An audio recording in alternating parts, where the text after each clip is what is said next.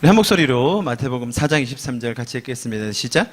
예수께서 온 갈릴리에 두리 다니사 그들의 회당에서 가르치시며 천국 복음을 전파하시며 백성 중에 모든 병과 모든 약한 것을 고치시니. 아멘. 오늘 1월 6일 2019년 신년 첫 예배입니다. 그리고 저희가 올해부터 이제 마태복음을 같이 보기로 했습니다. 마태복음을 처음 시작하는 날입니다. 다음 주부터 본격적으로 마태복음 본문을 1장 1절부터 순서대로 쭉 볼 거고요. 차례차례 보도록 하겠습니다. 오늘은 첫 시간인 만큼 마태복음에 대한 개관과 또 간략한 설명, 마태복음의 의의, 어떤 것을 말하려고 하는지에 대해서 좀 나누겠습니다. 마태복음은 마태라는 저자가 예수님께서 태어나신 배경, 또 그분의 삶, 그분의 가르침, 마지막으로 그분의 죽음과 부활에 대해서 기록해 놓은 한 권의 책입니다. 신학적으로 조금 더 들어가면 이제 마태라는 사람의 저자로서의 진위 여부나 이 책이 쓰여진 시기, 신학적 함의와 목적, 혹은 타 복음서와 이렇게 비교하면서 설명을 할 수 있겠죠. 제 욕심은 항상 이런 것들을 다 나누고자 하는 게 제 욕심인데, 이제 그러다 보면 또 한 권을 떼는데 수년이 걸릴 수 있기 때문에 그런 거는 개인적으로 관심이 있으신 분들은 저와 좀 같이 연구하고 토의하고 그랬으면 좋겠어요. 조금 더 쉽게 말씀 시간에는 나누도록 하겠습니다. 자, 오늘 읽은 본문 4장 23절인데요.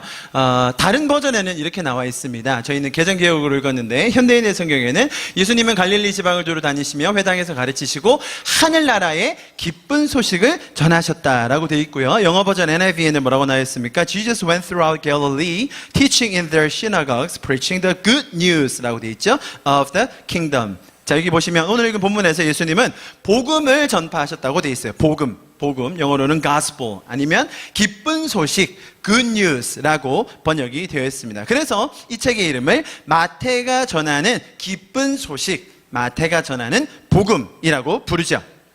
자, 여러분, 이 책을 통해서, 이 마태복음이라는 책을 통해서 하나님께서는 우리에게 참된 기쁜 소식이 무엇인지, 또한 우리가 원래 누리고 살아야 할 그 기쁨의 삶을 위해서 예수님이 어떤 일을 하셨는지 기록해 놓은 책입니다. 제가 지금 말씀드린 요 한 문장이 아주 중요합니다. 다시 한번 들으시고 여러분이 원래 생각하셨던 마태복음 혹은 신앙관, 신앙생활, 믿음이라는 것에 비추어서 제가 지금 드리는 이 문장이 어떻게 다른지 다시 한번 들어보시기 바랍니다. 자, 똑같이 읽겠습니다. 이 책을 통해서, 마태복음을 통해서 하나님께서는 우리에게 참된 기쁜 소식이 무엇인가 가르쳐주고 계시고요. 그리고 우리가 원래 누리고 살아야 할 기쁨의 삶을 위해서 예수 그리스도가 하신 일, 이 무엇인가를 기록해 놓은 책이에요. 이해하셨습니까? 네. 그리고 그렇게 일하신 예수님의 사역을 통해 우리는 그것의 결과를 누리게 되는 것입니다. 예수님께서는 그 결과적인 삶을 약속으로 혹은 선포로 우리에게 알려주고 계십니다. 자, 이것이 마태복음의 큰 그림입니다. 저희는 개척하고 지난 1년 반 동안 창세기의 말씀을 65번에 걸쳐서 아주 자세하게 살펴봤습니다. 창세기의 내용을 조금 설명드릴 텐데, 왜냐하면 이 구약의 시작인 창세기와 신약의 시작인 마태복음에 어떤 닮은 꼴이 있습니다. 그것을 이해하면 전체적인 그림, 어떤 큰 그림 안에서 우리가 성경이라는 한 권의 책을 이해할 수 있을까에 도움이 될 것 같습니다. 창세기 1장 1절, 우리가 너무 잘 아는 말씀입니다. 같이 한번 읽어보겠습니다. 시작. 태초에 하나님이 천지를 창조하시니라. 자, 여러분, 이 한 문장을 읽으셨는데, In the beginning God created the heaven and earth. 오늘 또 외국인 한 명 와서요, 조금씩 영어 섞으면서 할게요. 한글 잘하는데요, 또 못 알아들을 수도 있으니까 조금씩 하겠습니다. 여러분, 이 구절을 읽으실 때 어떤 단어가 눈에 들어오셨습니까? 내달라고 되어 있죠. 태초에 하나님이 천지를 창조하시니라. 제가 창세기 설교할 때 요 구절을 가지고 4번 설교했었어요. 태초에로 한번, 하나님이 한번, 천지를 한번, 창조하시니라 한번. 예. 자, 그렇게 할 수 있어요. 그러니까 내가 어디를 강조해서 읽느냐에 따라 의미가 다르게 보일 수 있죠. 분명히 강조점이 달라질 수 있습니다. 이 구절에 보시면 시간과 공간에 대한 시작과 함께 창조해 주신 하나님께서 일하셨다는 것이 강조되어 있어요. 하나님께서 일하셨어요. 하나님께서 태초에 천지를 창조하셨어요. 여기서 주어는 하나님이에요. 하나님께서 일하신 거예요. 하나님께서 땅과 하늘을 만드셨는데 태초에 하나님께서 가만히 계시지 않고 하나님께서 뭔가를 파괴하시거나 뭔가를 흩뜨리신 것이 아니라 태초에 하나님이 일을 하셨어요. 어떤 일을 하셨어요? 창조하는 일을 하셨다는 것이죠. 하나님께서 뭔가 시작하셨다는 거예요. 그것이 너무나 저에게 중요합니다. 두 가지로 중요한데, 첫 번째는 우리 기독교에 너무 중요한 것이 있습니다. 그것은 하나님이 계시다는 거예요. 우리를 지으시고 우리를 만드시고 우리의 삶을 아시고 우리보다 우리를 더 잘 아시는 그 하나님이란 존재가 우리 신앙 안에 있다는 것입니다. 너무 중요합니다. 자, 두 번째, 하나님이 계시고 그 하나님이 뭐 하신다고요? 일을 하신다는 거예요. 하나님이 가만 계시거나 하나님이 우리를 지어놓고 그냥 내버려 두시는 것이 아니라, 우리에게 무관심하시는 것이 아니라, 하나님은 우리를 향하여 일을 하시는 분이시다. 일을 하셔서 그 결과를 우리에게 주기 원하시는 분이라는 것이죠. 자, 보십시오. 그 하나님께서 일을 하면 뭐가 생기겠어요? 결과가 생깁니다. 하나님께서 창세기 1장 1절에는 일을 하신 결과로 뭐가 나왔습니까? 천지가 만들어졌다고 되어 있어요. 그죠? 하나님께서 일을 하시면 그 일하심에 대한 결과가 생깁니다. 여러분, 그 결과는 누가 누리게 됩니까? 인간이 누리는 거예요. 하나님의 형상으로 지어진 저와 여러분이 하나님께서 일하신 그 결과를 누릴 수 있게 되는 것입니다. 여러분, 하나님께서 온 우주를 창조하셔서 그것을 인간이 누리며 살 수 있도록 만드신 거예요. 자, 그렇다면 하나님께서 이 광대한 우주를 만드시고 그 우주를 통해 우리 인간에게 어떤 메시지를 전달하고 싶어 하셨을까요?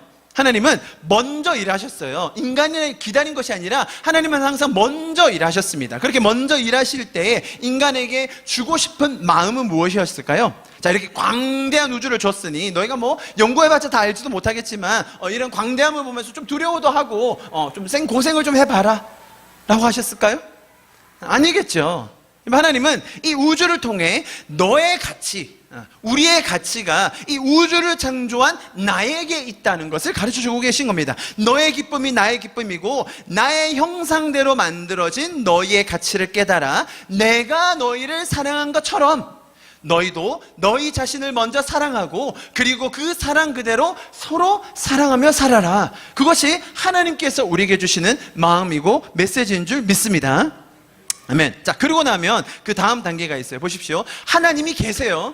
우리의 신앙 안에, 기독교 신앙 안에는 가장 굳건히 서 있는 그 기둥, 하나님이 살아계시다. 지금도 역사하신다라는 거예요. 그 하나님이 지금도 일하시고 일하심에 대한 결과가 있어요. 자, 그 결과를 보면 뭐가 나옵니까?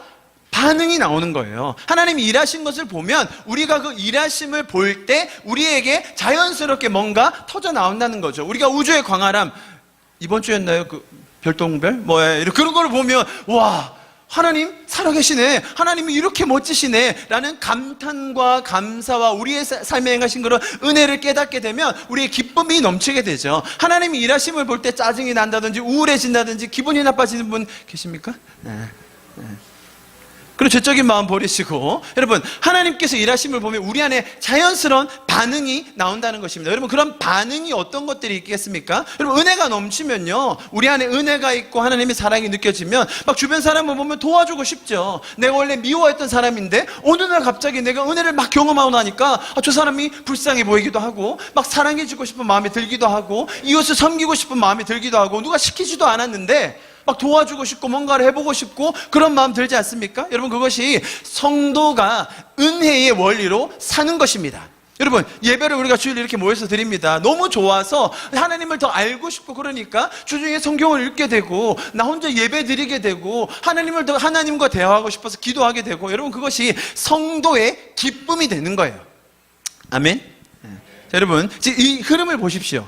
창세기 1장 1절, 창세기 전체와 성경에 나오는 이 일관적인 흐름입니다. 여러분, 여기에 동의가 되십니까? 근데 문제는 여기에 순서가 있어요. 하나님 계시고 일하시고 결과가 있을 때 인간이 반응할 수 있게 된다는 거예요. 문제는 뭐냐면 많은 경우에 이 신앙을 역순으로 바꾼다는 거예요. 순서가 이렇게 자연스럽게 진행되는 것이 신앙인데 순서를 뒤죽박죽 한다는 거예요. 뭐라고 합니까? 반응을 보여봐, 반응을. 그러면 하나님이 복 주실 거야. 헌신을 해, 헌신을. 그러면 하나님이 그에 상응하는 결과를 주시지 않겠어? 자, 순서가 어떻게 된 거예요? 반응을 해, 헌신을. 여러분, 여기 반응에는 헌신도 있어요. 반응에는 선교도 있는 겁니다. 반응을 하다 보면 어떤 사람은 진짜로 극한의 상황에서 순교도 할 수 있는 겁니다. 가장 레디컬한 예로요. 자, 보십시오. 그런데 많은 사람들이 반응을 보여. 반응을 보이면 일하실 거야. 그러면 결과가 나오겠지. 자, 이해하셨어요?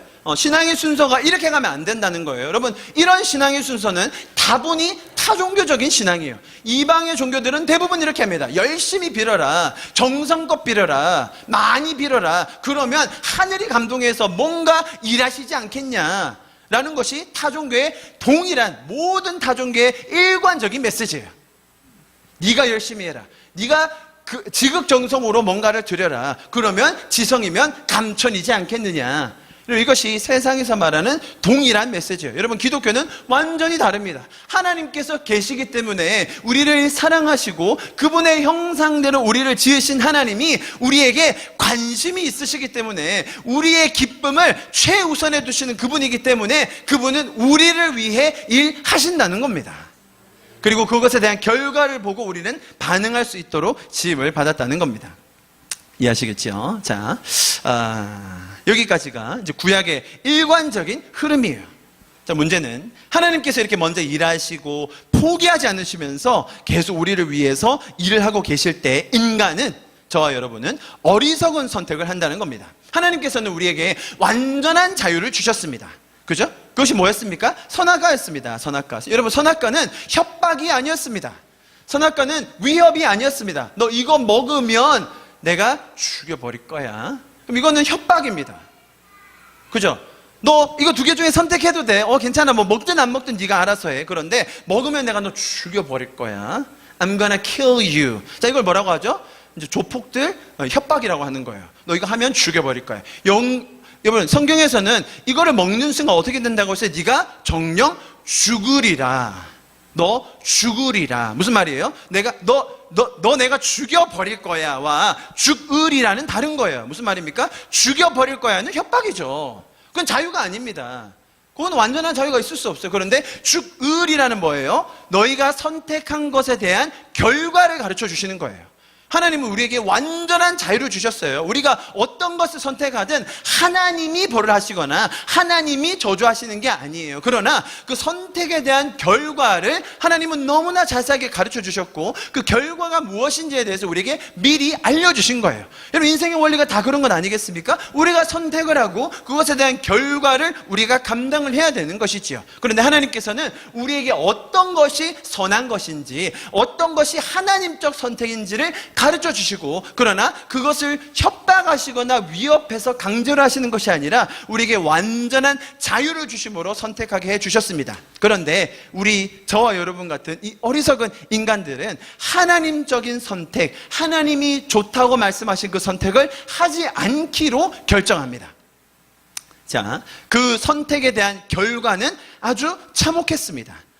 그들은 스스로가 지혜롭고 하나님 없이도 살 수 있다고 생각해서 하나님 없이 살기로 선택을 한 것입니다. 자, 보십시오. 이렇게 자연스러운 순서, 자연스러운 신앙의 반응들이 있는데 이렇게 인간이 하나님적 선택을 하지 않음으로 말미암아 각 단계마다 왜곡이 일어나는 거예요. 하나님이 어딨어? 절대자가 어딨어? 창조주가 어디 있니? 라고 반항하게 되고 하나님의 일하심을 부정적인 걸로 왜곡하는 것이죠. 저런 걸 봐라. 하나님이 저러고도 일하시는 거냐? 저런 사태를 봐라. 하나님이 저러고도 일하시는 거라고 할 수 있냐? 라고 되묻습니다. 그리고 여러분, 하나님을 떠난 죄를 선택한 것에 대한 결과는 너무나 참혹합니다.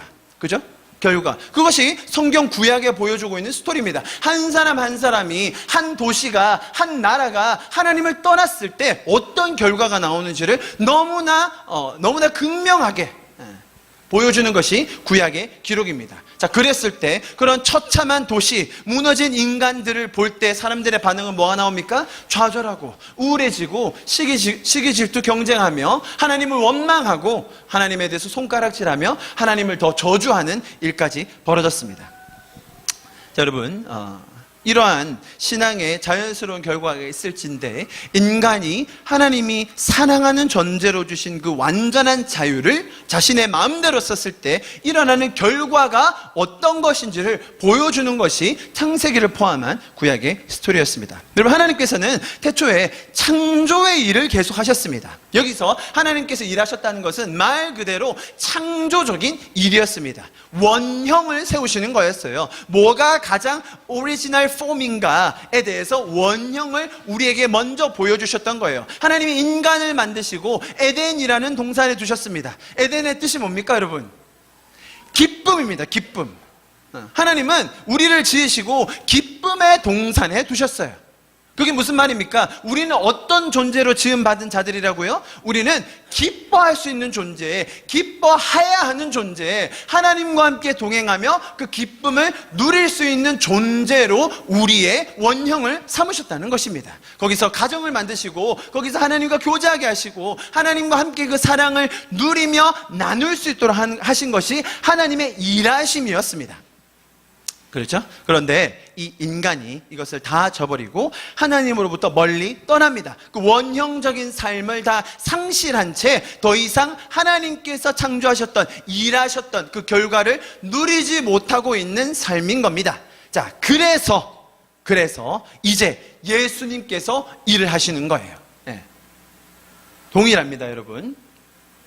죄로 인하여 단절되어서 더 이상 인간의 힘으로 아무것도 할 수 없을 그때에 예수님께서 일하십니다. 이 땅에 육신을 입고 오신 하나님께서 우리를 구원하기 위해 스스로 먼저 일하시는 거예요.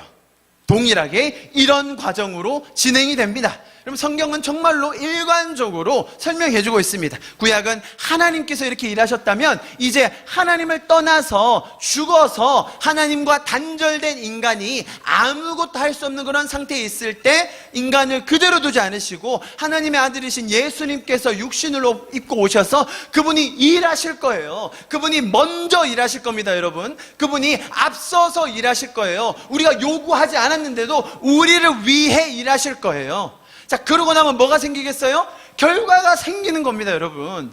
이것이 마태복음의 얘기입니다. 예수님께서 먼저 일하신다. 예수님께서 우리를 위해 일하신다. 예수님께서 우리를 구원하신다라는 거예요. 자, 그것에 대한 결과와 그것에 대한 반응이 어떠해야 하는지를 기록해 놓은 것이 마태복음입니다. 여러분, 하나님께서 창조의 일을 태초에 하셨다면 예수님께서는 그 창조 때 있었던 원형, 이 왜곡된 것을 이제 회복하시는 일을 하신다는 겁니다. 예수님의 일하심이 시작되는 것이죠. 자, 그래서 신약의 큰 틀도 우리가 함께 살펴보니 마태복음도 이런 틀 안에서 이해할 수 있어요. 이해하시겠죠? 자, 제가 지금 말씀드릴 문장을 잘 들어주십시오, 여러분. 저희가 이제 신약 마태복음을 볼 것입니다. 마태복음은 예수님께서 우리에게 명령하신 것을 모아놓은 책이 아닙니다. 예수님께서 하신 일들을 설명하는 책입니다. 마태복음은 우리가 복을 받을 조건, 수단, 방법을 제시하는 책이 아닙니다. 예수님께서 죄로 인하여 단절되었던 그 기쁨의 원형을 회복하시기 위해 어떤 약속과 선포를 하셨는가에 대한 기록이에요. 이거 아주 중요합니다. 마태복음은 명령문을 모아놓은 책이 아니에요. 마태복음은 우리가 복 받을 조건을 기록해 놓은 책이 아닙니다. 하나님께서 원래 창조하셨던 그것을 어떻게 회복하기 위해서 예수님이 어떤 일을 행하셨는가, 그리고 그것에 대한 결과는 어떻게 나타날 것인가에 대한 예수님의 가르침, 예수님의 선포를 기록해 놓은 것이 마태복음입니다. 자, 보십시오. 왜 제가 이런 말씀 드리냐면, 왜냐하면 죽어있는 죄인, 죽어있었던 저와 여러분은 아무것도 할 수 있는 게 없어요. 여러분, 죽어있는 자가 스스로 다시 살 수 있습니까? 벙어리가 스스로 말을 할 수 있나요? 장님이 온갖 수를 쓴다고 해서 다시 볼 수 있는 능력이 생깁니까? 성경의 증언은 그럴 수 없다는 거예요. 그래서 죽어있는 죄인을 살리시고 구원하시기 위해서 예수님께서 먼저 직접 우리를 위해, 우리를 구원하시기 위해 일하시는 것입니다. 할렐루야. 이것이 복음의 놀라운 선언입니다. 여러분, 이 순서 그대로 마태복음에 있다는 것을 꼭 기억해 주십시오. 우리가 마태복음을 볼 때 이러한 흐름에서 보면 정말로 다르게 보일 수 있습니다. 예수님이 일하시기 때문에, 예수님이 일하셨기 때문에 우리는 볼 수 있게 된 겁니다. 예수님이 일하셨기 때문에 우리가 걸을 수 있게 된 것이고, 그분 때문에 우리는 생명을 얻고 영생의 삶을 살게 된 줄 믿습니다. 그래서 마태복음의 이야기는 열심히 살아라, 더 빡세게 해라, 포기하지 말고 해라, 그러면 눈을 뜰지도 몰라, 그러면 너 성공할지도 몰라, 그러면 큰 상급을 받을지도 모르겠어 라는 표현이 아니라는 거예요. 자, 문제는 마태복음에 나오는 많은 표현들이 그렇게 보이지 않는다는 거예요, 우리 눈에. 제가 처음에 이 책의 제목을 뭐라고 말씀드렸죠? 복음, 마태가 전하는 복음 혹은 기쁜 소식이라고 말씀드렸습니다. 자, 제가 마태복음에 나오는 몇 가지, 아주 몇 가지만, 너무 시간이 많이 걸리니까요, 대표적인 몇 구절을 보여드릴 겁니다. 여러분, 이 구절들을 보시면서 와, 맞아, 와, 예수님 진짜 멋지시다, 와, 저거 읽으니까 막 행복해지네, 막 기뻐지네, 이런 마음이 드시는지, 아니면 반대로 어쩌라는 거야, 이게 지금 무슨 내가 교회 예배 드리는 거야, 해병대 캠프야, 어쩌라는 거야, 자, 이런 마음이 드시는지 한번 잘 여러분 스스로 한번 판단해 보시기 바랍니다. 마태복음의 몇 구절만 제가 예를 들어 보겠습니다. 5장 20절, 내가 너희에게 이르노니 너희 의가 서기관과 바리새인보다 더 낫지 못하면 결코 천국에 들어가지 못하리라. 그러므로 하늘에 계신 너희 아버지의 온전하신 같이 너희도 온전하라. 자, 여러분의 도덕적 기준과 의의 기준, 영적인 기준이 어느 정도 돼야 되는지 아시겠죠? 옆 사람 보시면서 됩니까 안 됩니까? 절대 안 되죠. 가차없이 비판하시기 바랍니다. 조금이라도 못 미치면 애누리 없습니다. 여러분, 이런 거는 약합니다. 이제 18장 가면 아주 살벌합니다. 누구든지 나를 믿는 이 작은 자 중에서 하나를 실족하게 하면 차라리 연자맷돌, 그 무거운 거 아시죠? 연자맷돌을 그 목에 달고 바다에 빠뜨려 버려. 실족하게 하는 일은 있으므로 말해 세상 화가 있다. 실족하게 하는 일은 없을 수는 없으나 실족하게 하면 그 사람 화가 있다. 자, 여러분, 여기 우리 부산 앞바다에 맷돌이 아주 많아야겠죠? 맷돌 많이 준비해 놓고 이제 한 명 실종할 때마다 한 번씩 들어갔다 나오는 걸로, 그렇게 살아 나오는 걸로, 뭐 죽어버리면 안 되니까요, 그죠? 우리 군인은 잘 할 수 있겠네요. 그 다음 8절, 만일 내 손이나 내 발이 너를 범죄하게 하거든 찍어내버리라. 아주 그냥 잔인하게 찍어내버리라고. 그냥 어떻게 뭐 수술하라는 것도 그냥 도끼로 확 찍어. 장애인이나 다리 젖는 자로 영생이 들어간 것이 너 두 손과 두 발을 가지고 용하는 불에 던진 것보다 나으니라. 눈이 범죄하거든 뽑아내버리라. 이게 풀어깨라, 이렇게 눈 뽑아내버리라고 이렇게 얘기하십니다. 두 눈을 가지고 지옥 가느니 눈 빼고 천국 가는 게 낫다. 자, 여러분, 지금 보니까 사지 다 있으시고 양눈이 거의 다 있으신 걸로 봐서 여러분 거의 양심이 없으신 수준인 것 같은데, 그렇게 볼 수 있을까요? 자, 그리고요, 여러분, 마태복음을 보면 유독 가족에 대한 이야기가 많이 나와요. 가족에 대한 이야기. 그런데 문제는 가족의 화목을 도모하는 것이 아니라 거의 가정 파탄 수준에 이르게 하는 말들이 많이 나옵니다. 사람들이 아주 궁금해하는 구절들이에요. 8장 21절, 제자 중에 또 한 사람이 이르되 주여 내가 먼저 가서 내 아버지를 장사하게 허락하옵소서. 예수께서 이르시되 죽은 자들이 그들의 죽은 자를 장사하게 하고 너는 나를 따르라. 지 아버지 장례도 못 치르게 한다는 게 이게 말이 될까요? 자, 다음 또 10장입니다. 내가, 이거 아주 유명한 구절이죠. 도대체 어떻게 해석해야 될지. 내가 세상에 화평을 주러 온 줄 생각하지 마라. 화평이 아니로 검을 주러 왔노라. 내가 온 것은 그 사람이 아버지와 딸이 어머니와 며느리와 시어머니가 불화하게 하려 함이니 사람의 원수가 자기 집안 식군이라. 요 구절에서 엄청 은혜 받으세요. 36절에서 사람의 원수가 자기 식군이라. 다 고개 끄덕하시고 맞아 서로 막 이렇게 서로, 그죠?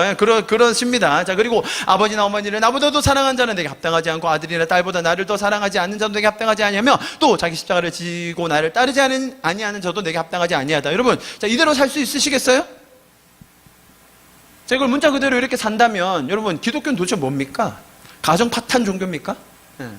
화평을 주러 온 것이 아니라 검을 주러 왔다고 하고, 거의 부모님 돌아가시면 그냥 재산을 그냥 나 몰라라 팽개치고 버려봐야 되는 수준입니까?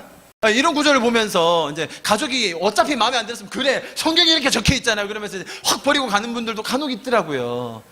그러면 안 돼요. 아시겠죠? 네, 그러면 안 됩니다. 여러분, 성경에는 네 부모를 공경하라고도 돼 있고, 여러분, 부모님이 자녀를 어떻게 해야 되는지 너무나 상세하게 사랑하는 방식이 나와 있고, 자녀들이 부모님들을 어떻게 공경해야 되는지 다 나와 있어요. 그렇죠? 그러니까 이 구절만 보고 버리면 안 돼요. 아시겠죠? 이렇게 뭔가 서로 대립되는 것 같은 구절이 있는데, 그렇다면 우리는 어떻게 이거를 풀어갈 수 있을까요?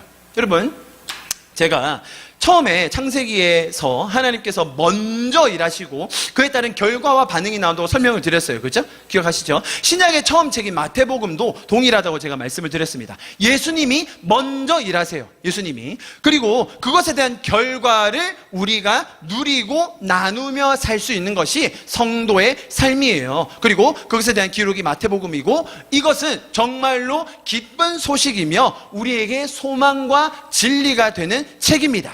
문제는, 자, 보십시오. 제가 지금 똑같은 얘기를 한 번 더 반복했어요. 중간에 이런 구절들을 보고. 문제는 뭐냐면, 우리가 이런 구절들을 봤을 때, 뭐지? 어떻게 해야 되지? 저렇게 살으라는 건가? 저 구절을 항상 뛰어넘어요. 자, 문제는 뭐냐면, 우리의 죄적인 마음이에요. 하나님을 떠나서 세상에 물들어 있고 세상의 원리로 하나님의 글을 보고 나의 지혜와 나의 이해로 하나님은 그렇게 말씀하신 게 아닌데 우리가 그렇게 해석하는 게 문제라는 것이죠. 우리의 죄적인 이해, 죄적인 해석의 틀이 문제라는 거예요. 자, 오늘 저는 이렇게 항상 이렇게 젊은 친구들이 오면 이렇게 막 질문을 하고 싶어요. 이렇게 막 그래가지고 또 이렇게 멀리서 와주셨으니까 우리 철민이, 수민이, 가빈이, 자, 한 명씩 질문할 거예요. 이제 어린 친구부터 자, 할 겁니다. 아주 재밌는 질문입니다. 보십시오. 자, 산토끼, do you know what it is? 산토끼. 오케이. 한번 들어보세요. 자, 산토끼의 반대말을 얘기하는 거예요. 자, 가빈이부터 한 명씩 시작. 군인은 얘기할 수 있겠지. 산토끼의 반대말? 집토끼라고 얘기했어요. 집토끼. 산토끼의 반대말은 집토끼. 여러분 뭐라고 생각하셨습니까? 죽은 토끼. 또? 예? 키토산. 그건 조금 그건 이제 너무 어른 세대로 간 겁니다. 예. 또 뭐가 있을까요? 지금 집토끼 나왔고 죽은 토끼 또? 바다 토끼 뭐 그것도 괜찮고 또? 알카리 토끼. 정답. 알카리 토끼. 산성, acid. 산성. 그거 말고 뭐 그런 것도 있죠. 산토끼니까 판토끼. 뭐 그런 것도 있고. 자, 보십시오. 제가 지금 뭘 얘기하려고 하냐면, 저는 이 산토끼를 알카리 토끼의 반대말로 적어 놓은 거예요. 근데 사람들이 다 집토끼의 반대말 산토끼구나 라고 이해할 수도 있다는 거죠. 뭔지 감이 오시죠? 이해하시겠습니까? 그래서 성경을 볼 때 의외로 많은 사람들이 하나님께서 의도를 가지시고 적은 표현과 문장과 맥락이 있는데, 그 맥락, 컨텍스트가 있는데 그거를 생각하지 않고 그 문자에 담긴 의미 가지고 하나님의 마음을 왜곡할 때가 너무 많아요. 여러분, 저희가 창세기 보면서 얼마나 그 작업을 많이 했습니까? 정말 많이 있었습니다. 오늘은 조금 다른 예를 한 가지만 좀 보여드릴게요. 신약과 구약에 대표적으로 오해되고 있는 한 문장이 있어요. 여러분 잘 아십니다. 다윗은 하나님의 마음에 합한 자라는 표현입니다. 뭐 성경 어디에 나온지 아십니까 혹시? 당연히 구약 어딘가를 생각하시겠지만 의외로 사도행전에 나옵니다. 자, 그런데 이제 구약에서 가장 유명한 인물 중에 한 명이고 사도행전에서 이렇게 설명을 해놨습니다. 자, 이 표현이 있는데, 자, 그럼 여러분이 이 표현의 반대말을 찾아보십시오. 하나님의 마음에 합하지 않은 자, 뭐 이런 거면 제가 질문 안 드렸겠죠, 여러분. 이제 그렇게 좀 단순하게 생각하지 마시고, 죄적인 마음으로 보지 마시고, 하나님은 어떤 의도로 이런 말씀을 하셨을까? 사울은 하나님의 마음에 합하지 않았으니 우리는 다윗처럼 하나님의 마음에 합한 자가 되자. 이렇게 얘기한다는 거예요. 여러분, 성경에 그런 사람이 어디 있습니까? 아담 이래로 모든 사람은 죄인입니다. 어떤 사람도 의인일 수 없습니다. 아담 이래로 죄인인 사람들은 그 누구도 하나님의 마음에 들 수가 없습니다. period. 끝. 그렇죠. 근데 이상하게 성경에 이런 표현들이 나온다는 거예요. 노아는 의인이요 당대 완전한 자라, 욥은 의인이었다, 이런 표현이 나온다는 거예요. 그렇다면 왜 그런 표현을 적어 놓으셨는가, 지금 뭐의 반대말로 이야기하셨는가를 우리가 알아야 되는데, 와, 봐봐, 노아는 의인이었다잖아. 그 타락한 시대에서 그 의인은 나중에 술 취해가지고 벌거벗고 자식 욕하는데 아주 선봉을 치죠. 여러분, 앞뒤가 안 맞잖아요. 우리가 그거 다 설명했습니다. 창세기에서. 마찬가지로 다윗이 하나님의 마음에 합하면 다윗처럼만 살면 되는 겁니까? 아니라는 그 스멀 근거들이 막 나오잖아요. 그죠? 아니라는 거예요. 왜 하나님은 이렇게 적어 놓으셨을까요? 우리는 왜 다르게 이해할 수밖에 없는 것일까요? 여러분, 마태복음도 마찬가지예요. 아주 세밀한 표현 하나하나가 하나님께서 예수님이 하신 일과 그분의 약속을 볼 수 있도록 기록해 놓았습니다. 산상수훈 팔복의 말씀이 우리를 옥죄고, 여러분 산상수훈 팔복 읽으시면 막 기분이 좋아지세요? 정말 막 자유해지시고 막 기뻐지세요? 아니면 와 이거 언제 다 지키고 사냐? 이거 언제 다 해서 결국 복 받는 자가 되냐라고 고민하셨습니까? 여러분, 우리가 그것을 다 지켜내서 그래야 복을 받을 수 있는 수단으로 주신 말씀이냐면 그게 어찌 기쁜 소식이 되겠습니까? 죽어있는 사람한테, 예수님이 오신 그 당시에 죽어있는 그 사람들한테 한번 해봐. 너 잘하면 내가 한번 살려줄게. 그리고 그 중에 제일 잘한 애는 내가 상도 좀 줄게. 그런 의미로, 그런 뉘앙스로 예수님이 팔복과 산상순을 적으셨냐는 거예요. 아니라는 겁니다. 이거 궁금하시죠? 반대말이 뭘지 안 궁금하셨나요? 여러분, 하나님의 합한 자의 반대말은 인간의 마음에 합한 자예요. 인간의 마음에 합한 자가 누구예요? 사울이에요. 그래, 너희가 왕을 세우고 싶다고, 그래, 사울을 보니 키도 크고 전쟁도 잘할 것 같고 너희의 왕으로 합당할 것 같지? 맞아, 인간이 볼 때는 사울이 합당할 거야. 그런데 나는 말이야, 키도 작고 싸움도 못하고 모든 가족에게 거의 왕따 수준으로 다름을 받고 있는 아무도 모르는 이세 아들 데려와봐. 나는 얘를 합당하다고 할 거야. 그리고 내가 합당하다고 하는 얘가 내가 함께 있을 때 어떻게 일하는지를 너희가 보게 될 거야. 다윗이 잘나서 뽑으셨습니까? 다윗이 열심히 잘하고 있어서 신실해서 하나님이 그를 선택하셨나요? 반대라는 거예요. 사람들이 볼 때는 사울이 뛰어나게 보였다는 거죠. 그러나 하나님이 볼 때는 그 누구라도 하나님이 함께 계신다면 골리앗을 쓰러뜨릴 수 있다는 겁니다. 그것이 반대말이에요. 인간의 마음에 합했던 사울과 하나님 마음에 합하다고 했던 그 다윗이라는 거예요. 자, 여러분, 한 가지 더 예를 드리고 이제 말씀을 마무리할 텐데요. 이 구절 너무 유명한 구절입니다. 같이 한번 읽어보겠습니다. 마태복음 11장 28절, 저희가 볼 마태복음 안에 있는 가장 유명한 말씀 중에 하나죠. 같이 읽겠습니다. 시작. 수고하고 무거운 짐진 자들아, 다 내게로 오라. 내가 너희를 쉬게 하리라. 여기서 강조점이 어디입니까? 많은 사람들은 우리의 행위를 강조합니다. 우리가 예수님께 나아가야 된다. 너희가 쉼을 얻고 싶으냐? 그러면 예수님께로 나와라. 그러려면 어떻게 됩니까? 예수님께로 나오려면 말이죠, 여러분, 결단을 해야 됩니다. 한번 교회에 나오려고 하면 말이죠, 여러분, 어느 정도 희생은 감수해야 됩니다. 결단하시고 절제하시고, 그래서 일단 교회까지 나오셔야, 일단 예수님께 나오셔야 그래야 어쨌든 쉼을 얻는 겁니다 라고 강조할 때가 많다는 거예요. 그래서 일찍 일어나서 새벽 기도도 하고, 그리고 예수님을 만나기 위해서 철야도 하고, 그렇게 열심히 하면, 자, 그러면 나오면, 그러면 내가 너희에게 진정한 쉼을 주겠다라는 예수님의 약속이라는 거라고 사람들이 많이 생각을 합니다. 여러분, 그렇게 말하면 또 원래 기존의 해석대로 가는 거예요. 제가 서두에 말씀드렸던 그 틀을 설명드렸던 이유가, 여기 보시죠. 여기서 강조는 내가 너희를 쉬게 하겠다는 거예요. 내가, 다른 사람이 아닌 내가 너희에게 쉼을 주겠다는 거죠.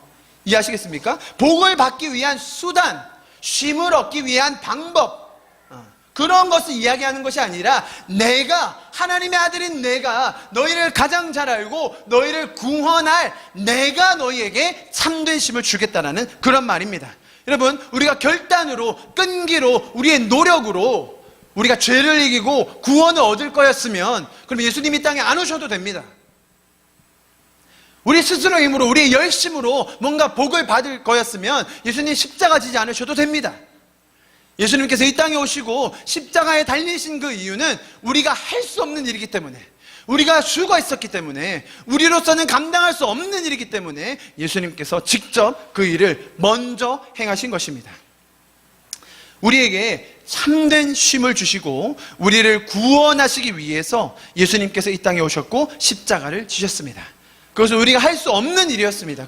그러한 예수님의 사역과 예수님의 일을 기록해 놓은 것이 성경이요, 저희가 앞으로 살펴볼 마태복음인 것입니다. 성도는 이것을 먼저 안 자들이고 그것을 나눌 수 있는 자들입니다. 세상에서 다른 많은 방법과 수단을 동원하여 각자의 만족과 즐거움을 찾으려고 할 때 인생의 참된 의미와 원리를 가르쳐 주시는 그 하나님의 원리를 배우며 누리며 나누는 그 삶을 마태복음을 통해서 저희가 함께 배우기를 간절히 소망합니다. 아멘. 우리 말씀을 좀 마치고요, 같이 기도하고 예배를 마무리하도록 하겠습니다. 여러분, 마태복음은 정말로 우리에게 참된 하늘의 기쁜 소식을 전해주고 있습니다. 이제 우리는 그 선포와 약속과 예수님의 일하심을 하나씩 보게 될 것입니다. 이 기쁜 소식을 통해 우리에게 원래 계획하신 그 놀라운 기쁨과 은혜를 누리며 또 나누며 배워가는 저와 여러분 될 수 있기를 간절히 축복합니다. 우리 기쁨의 소식에 같이 동참하시며 그 은혜를 누리기를 간절히 소망합니다. 우리 시간은 좀 같이 찬양을 먼저 하면 좋겠습니다. 우리 아까 했던 찬양인데요, 내 구주 예수님, 우리 같이 찬양하고 기도하고 예배를 마치겠습니다. 내 구주 예수님, 주 같은 분은 없네. 내 평생에 찬양하리 놀라운 주의 사랑을. 위로자 되시며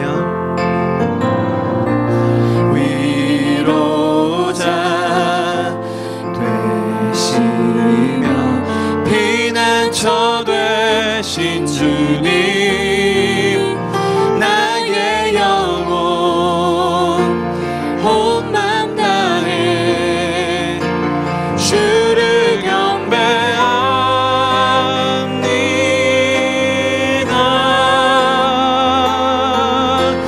온 땅이여 주님께 외쳐라. 능력과 위엄의 왕 되신 주, 산과 바다 소리쳐 주의 이름을 높이리. 주행하니 기뻐 노래하며 영원히 주님을 사랑하리라. 신실하신 주의 약속 나 받았네. 우리 한 번 더 찬양합시다. 내 구주 예수님, 내 구주 예수님, 주 같은 분은 없네. 내 평생에 찬양하리 놀라운 주의 사랑을. 위로자 되시며 위로자 되시며 피난처 되신 주님, 나의 영혼 온 맘 다해 주를 경배합니다.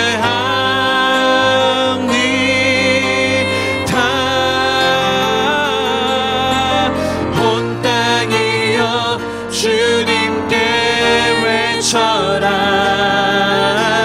능력과 위엄의 왕 되신 주, 산과 바다 소리쳐 주의 이름을 높이리. 주행하니 기뻐 노래하며 영원히 주님을 사랑하리라. 신실하신 주의 약속 나 받았네.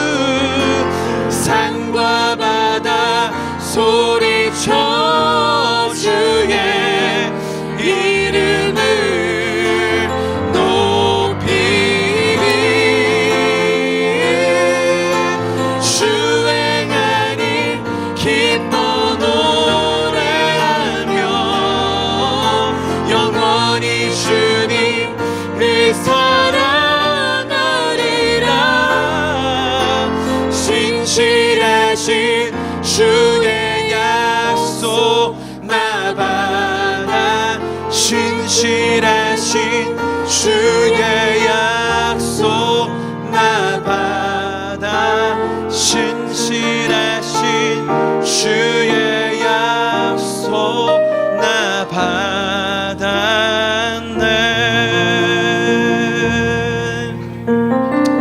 할렐루야. 우리에게 신실하게 일하시고 역사하시며 약속해 주신 예수 그리스도 주님의 이름으로 찬양을 드립니다. 주님께서 하신 일들로 인하여 주님께 영광을 올려드립니다. 주님, 우리가 아직 죄인 되었을 때에, 우리가 아직 경건한 모습이 없었을 때에 예수 그리스도께서 이 땅에 먼저 오셔서 우리의 죄를 사하여 주시고 우리를 구원하기로 작정하셨습니다. 주님의 그 일하심과 주님의 놀라우심으로 인하여 우리가 다시 한번 감사를 드립니다.